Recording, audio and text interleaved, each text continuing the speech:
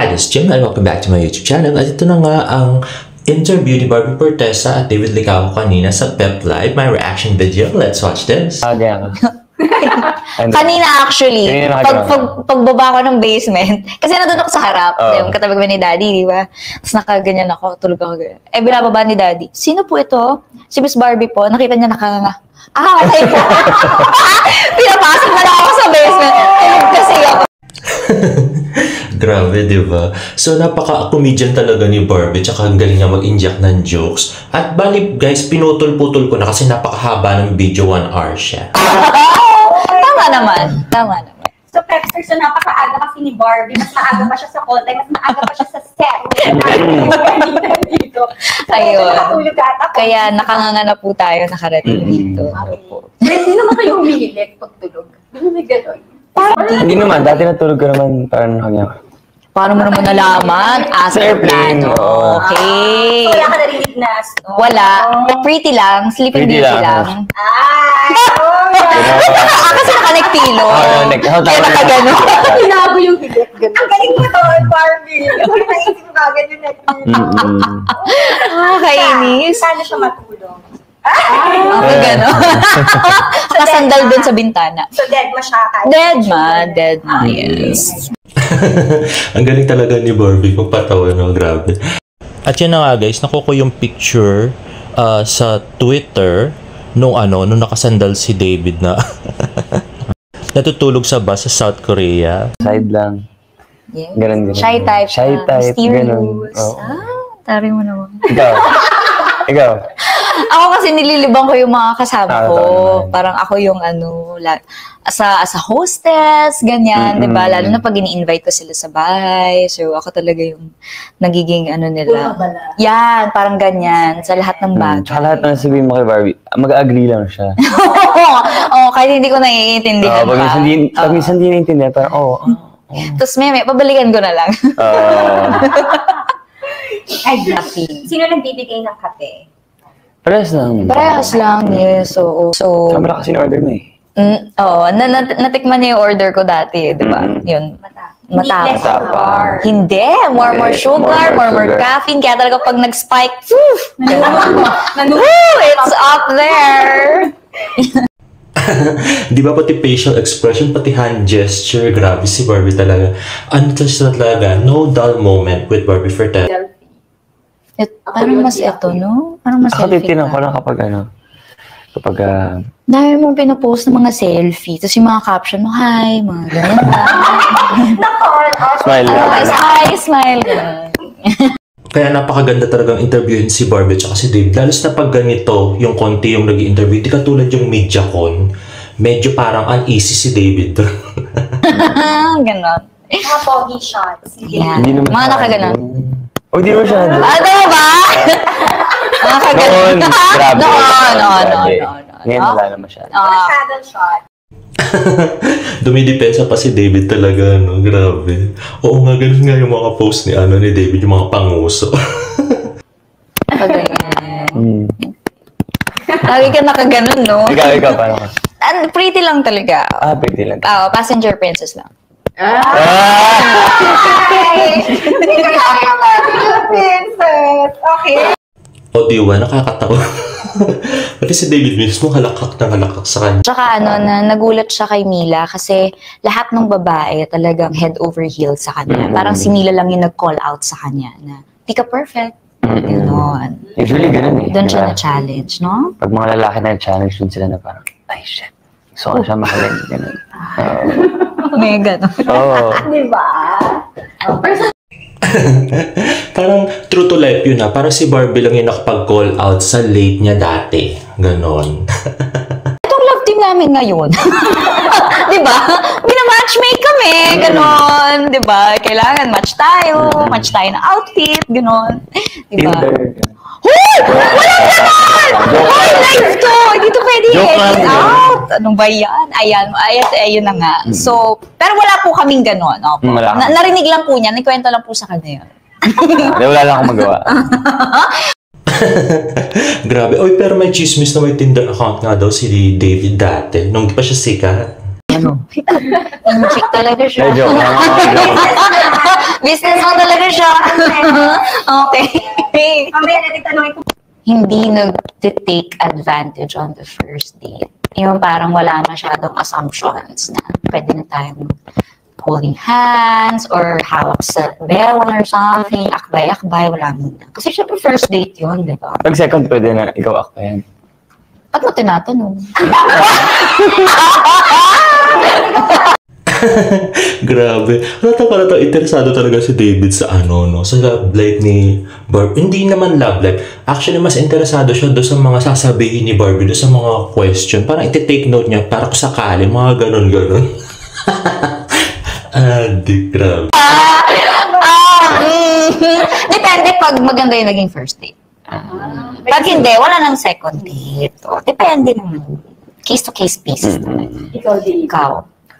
Yung Oo. sa physical, yung mga mababaw. Kasi syempre kapag ka-first date, Oh, malinis yan. hindi mo naman kilala agad.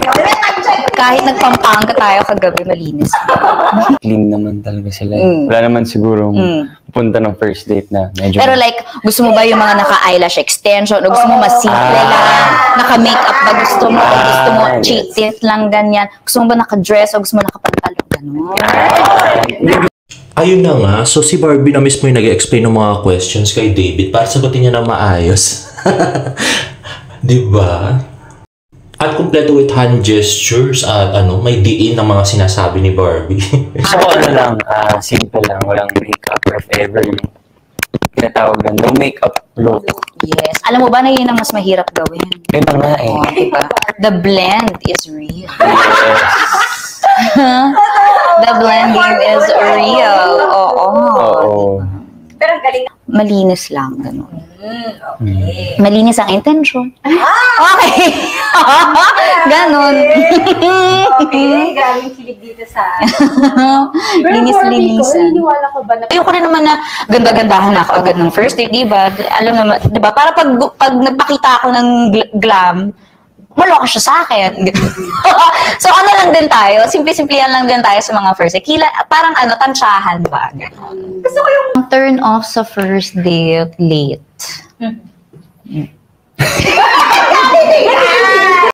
Adik. Bakit kasi nagkatitigan? Grabe. Hindi kasi pagka late, naalala lagi ni David yung yung late siya doon sa set tapos confrontation sila ni Barbie, no? Grabe. Bakit ganon? Pero kasi usually kapag first Bakit ka date... nagde-defend? Nag-date na ba tayo? Di ba hindi pa naman? Oh, hindi nga. Hindi ko naman pag... Oo nga, bakit very defensive naman si David? Hindi naman pala kayo nag-date, no? Adik, grabe. Date, yung lalaki naman susundo. O, ba't ka galit? So, technically, hindi pa late kasi nasa bahay pa ako, di ba? Oo. Waiting pa. Hindi pa umaandar ang metro. Oo. Okay. Tama naman din. No? Hindi, ako yan actually. Late at saka disrespectful sa waiter, servers, tao, ganyan. Tapos sa akin, mabait. Parang may style. Hindi ka naman tatlo. Di, wow. Oh, wala ka sa lola ko. Dapat sinagot mo. Sabi ko, wala ka sa lola ko kasi pag... Yabangan, ganon. Let's chill lang. Just, di ba, para... Ano ba yung tsura mo pag nakikipag-date? Gusto ko palaman. Ganyan mo. May picture ka ba? Di, wala. Wala naman. Oh. Di ba napaka-casual ng usapan nila? Pero yung si David, parang mukhang hindi masyado nag-aayos pag nagde-date. Di ba yung mga video na nakita natin? Parang napaka-simple, parang hindi nga siya masyado nagsusuklay. Wala ka ba sa kasabihang love is blind? Parang... Or parang doon na ba papasok yung love is unconditional? Oo nga. Na you will love them in spite of. Hindi ka blind. You know those stuff. Pero you love them. You choose to love them. Oo, siguro. Siguro kapag, syempre sa start, importante yung gising ka. Hindi, di ba? Kasi... Ginurot siya si Barbie sa paglalaki ng mata doon, gising ka. Natawa tuloy si Barbie. Di ba? Kasi... Siyempre makita mo yung Tama. yung physical attributes. Tama. But later on, down the line, mawawala na yung physical eh. So, ano na Andun ka na sa sa yung mga ins and outs na, sabihin natin yung personality. Ugali, how they handle certain situations. Yes, like kung may pangarap sa buhay, kung may ginagawa, kung family-oriented. Tsaka kung committed din sa'yo. Oo, tsaka kung intindihin ka talaga in whatever situation na harapin natin. Ikaw ba? Kahit may mga sitwasyon, may mga bagay na, syempre, magkakaproblema kayo, ganyan. Hindi sa bulag ako, hindi ko siya alam. Alam ko yun. Observant ako eh. Alam ko lahat yan. Tsaka, kami tayo mga babae, alam natin yun, di ba? Alam natin yun. But we choose to love them anyway. Yun naman yun. At the end of the day, love is a choice. Ayun naman pala, hindi naman tatanga-tanga si Barbie Fortesa pagdating sa mga bagay na yon. So, palagay ko, alam niya talaga yung issue about Jack and Ava. Kaya lang, siguro, tinatry niya pa talagang isolve yung problem kasi mahal niya pa nga si Jack. Pero pag napuno na yung salop, dun talaga siya, babaliktad na at bibigay. I'm not looking anymore. I just want what I have now to last. Yun lang. Yes. Pero ano yung nahanap mo sa ano? Hinahanap ko, kunwari, in general. Okay, kunwari, hindi ko pa nahanap. Okay, ang hinahanap ko ay... Ayun na nga, so hindi nga papayag si David, hindi sasagutin ni Barbie yung tanong, kaya inulit.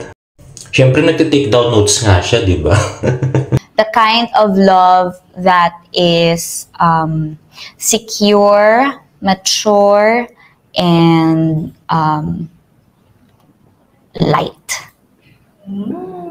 Ayoko nang masyadong mabigat. Gusto ko, more than distraction, it will serve as an inspiration for me to work better, improve myself. Tagpabigat. Yan, ganon. Gusto ko mas magaan lang. Ay wow, David, coming from you, pabigat. Parang may kilala ako, charot. Before. Oh my God! Magkatagal mo pasagot. 1 hour daw. Joke lang.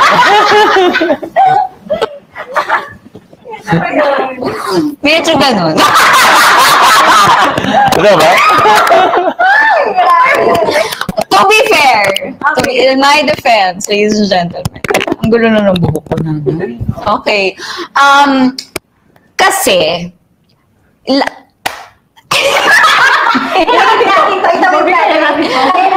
lahat naman po ay artista. So, lahat nakakatrabaho ko. So, nakikilala ko na sila as a person sa set. So, pag nanligaw, pag nagyayang mag-date, in a way, decided ako if this should push through or this should go somewhere else, ganyan, or talagang i-check ko lang kung may i-improve pa ba tong lalaking to, ganyan. Pero mo O diba, Kitams? Yung talagang concentrated talaga si David na nakikinig. All eyes on Barbie talaga pagka yung mga tungkol sa details, yung pagpapaligaw at lahat yung dating, grabe. more or less, kilala ko na siya as a person kasi nagkakatrabaho na kami. Ganon, di ba? O sa mga 2 weeks. Pero malaking bagay yun kasi may 2 months. Kasi hindi ako nangliligaw kapag feeling ko wala akong Chance. sigurista rin ako. Gaya mo, sigurista din ako. Kasi Tama naman. I don't wanna waste my time also. Ayun na nga. So, alam nyo na, guys. Anyway. Kaya guys, switch ko lang ha. Okay. Pulang araw na tayo. Okay. Dala-dalawa. diba? Ganun sila ka. Tama. Tama yan. Okay, so Adelina na tayo dito, no? Okay, sige po, sige. Lihim na pag-ibig sa kanyang kababatang Hapon na si Hiroshi. Yun. So medyo matetest ang pag-ibig ni Hiroshi at ni Adelina kasi nga inabutan kami ng war against our country. Ganon. Adelina. Yes. Yan na. Adelina. Paano? natin na ni Hong. Ayan, oo. Sige natin. Sige. Sige, ano sasabihin? Sige. Sample. Ito tawag sa akin na. Smart tawag sa akin eh. Di pa ako nagbabayad ng load. Hindi sasabihin sana eh. Ay, sorry. Ay, nga pala. At least ikaw ang nagbabayad sa first date. Oh, di ba? Wala lang load. Magkita na lang kayo doon. Okay. Mukhang si ano nga yung tumawa, grabe.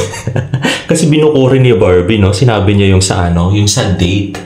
So, grabe naman yun, no? Hindi niya pa alam na ano, nagtatrabaho si David, no?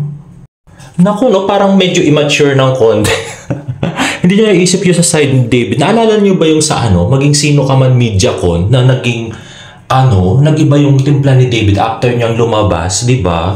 Hindi ka ganyan din yung nangyari doon.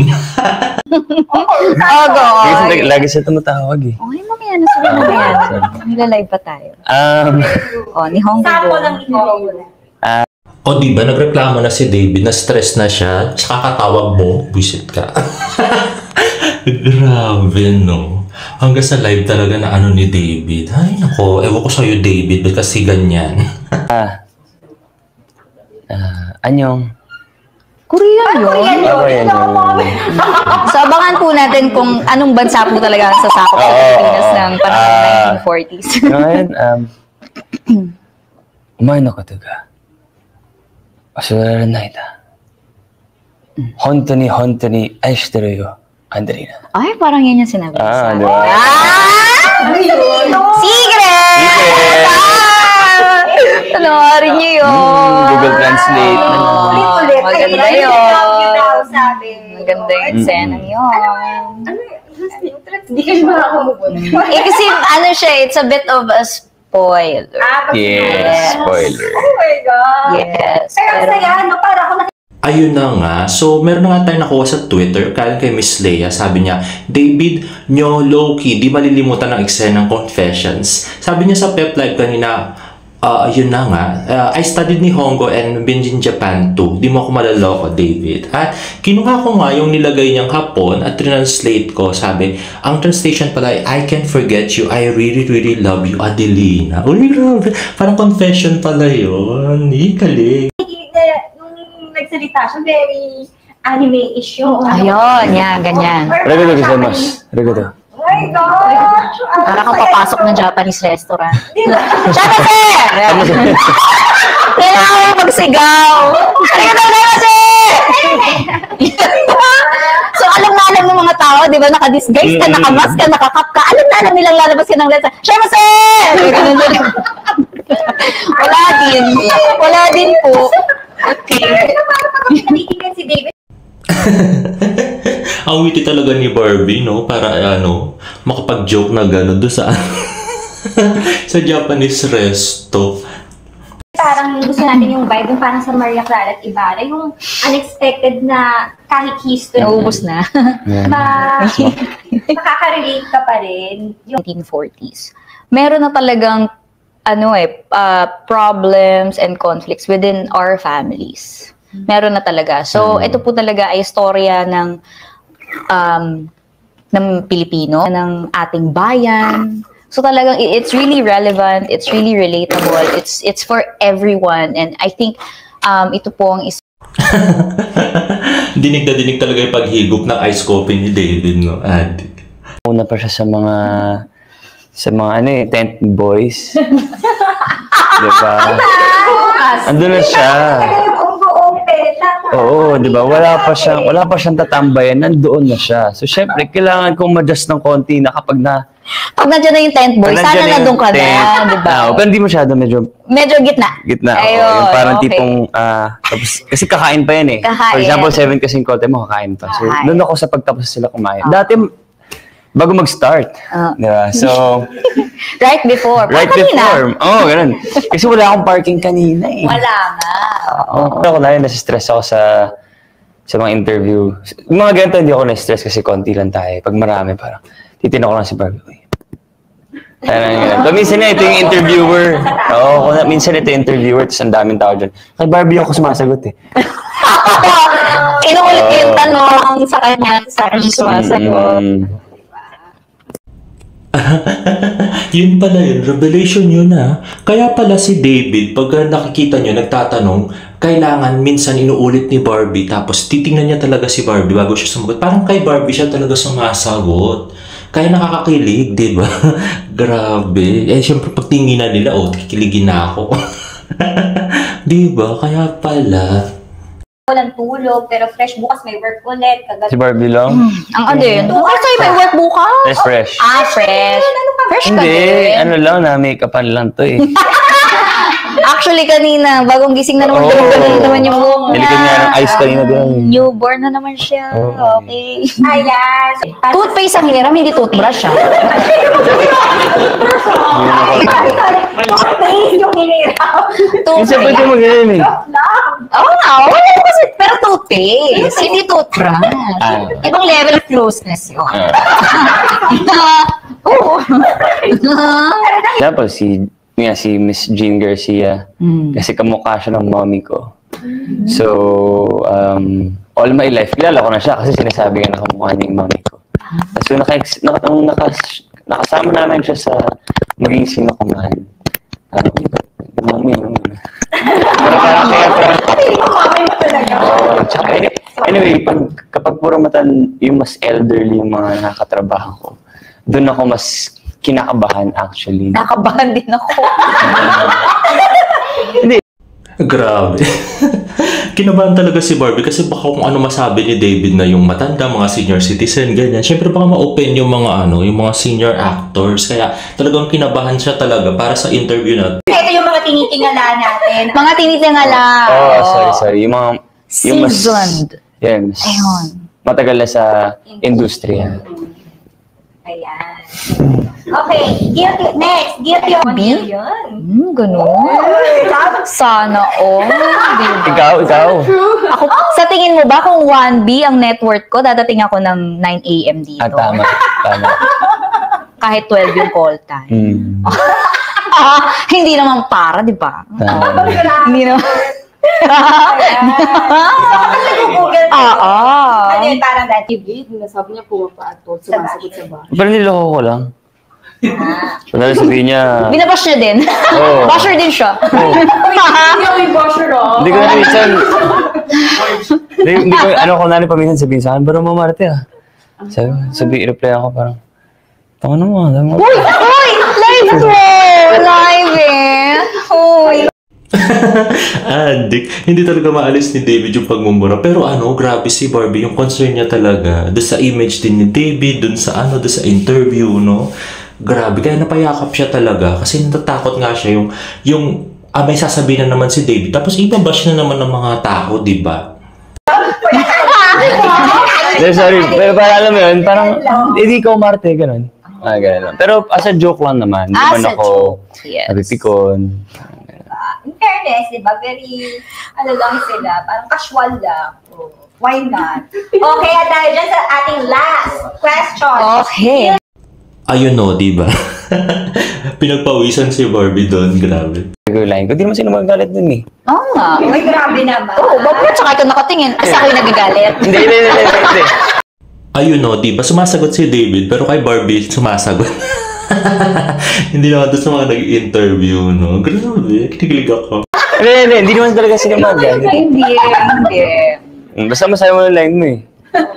O, in fairness, kay David, pinapanood natin yung mga pelikula niya. Okay. Ayun na nga guys. So, I really enjoyed this interview. This is one of their best interviews. Oo, yung mga nakakakilig talaga. Grabe. Kahit na parang more on nagpapatawa sila. Pero nakakakilig talaga. Kasi nga, yun nga, nalaman nga natin na yun si David pala, kailangan niya pantignan minsan si Barbie Fortesa pag naiiya siya, ganyan.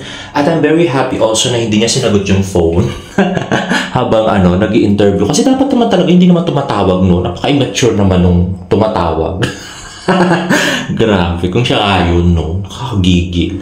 At yun na nga, kitang-kita yung concern ni Barbie sa mga sagot ni David, no? Na parang pagpapawisan siya pagka mali yung mga sinagot ni David. Kita yung concern. Kaya talagang pagka naghiwalay itong dalawang to na love team, talagang dadamdamin talaga. Lalo sa si David, di ba? Kasi si Barbie talaga yung yung parang nagre-regulate sa kanya at tumutulong sa kanya, bigyan siya ng confidence. Siya talaga yung nagpo-push kay David para maging best yung best ni David. Di ba sabi nga ni Barbie, sa love team nila, yung ina-highlight niya yung mga good traits at saka meron siya mga traits or ugali na sinasabi niya kay David na dapat i-hide, mga ganun-ganon. So, I really love this. At yun na nga, sabi ko nga, diba, nagtitake note talaga si David do sa mga sinasabi ni Barang, no? Talagang matimtiman niyang pinapakinggan. Grabe. Anyway guys, if you like this video, please give it a thumbs up and please subscribe to my YouTube channel for more Barda updates. See you in my next vlog. Bye!